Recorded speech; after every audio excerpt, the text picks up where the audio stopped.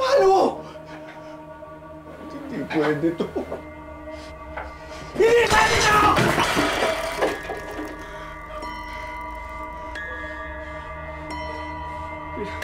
Kailangan mo na mas maging maingat sa susunod.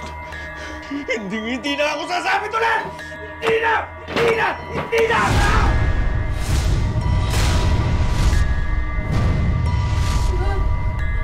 What? What?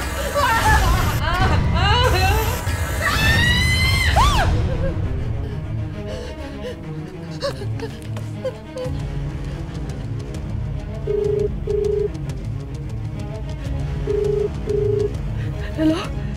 Hello? Hello, Sir Tonyo? Hello, Alma. Ayos ka lang? May problema ba? Sir!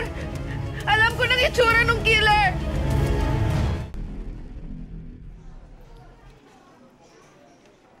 Alma! Anong balita? Sir Tonyo, nakita ko na yung killer. Naku, sir, malinaw na sa akin yung mga itsura niya. Yun, tama-tama.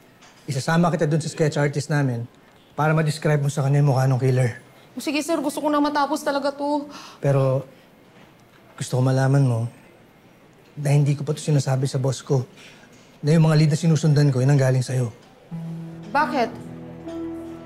Dahil hindi sila maniniwala kapag sinabi mong galing sa manghuhula? Alma, alam ko malaki na naitulong mo sa kasong to. Kung di dahil sa'yo, baka pati si Patricia nadamay na. Hindi ko lang alam kung anong magiging dating sa kanya kapag sinabi ko na ikaw yung source ko. Okay lang, Sir Tonyo. Ayoko rin malaman ng mga tao na ay ganito ako. Hindi kayo masaya. Hindi nadalaw ka ng patay. Ay, ginoo ko. Alam mo, pagkatapos nito, magpapakabait na talaga ako. Titigil ko na tong racket na to at basta, alam kong hindi na. Mabuti naman, para matapos na rin to. Tara!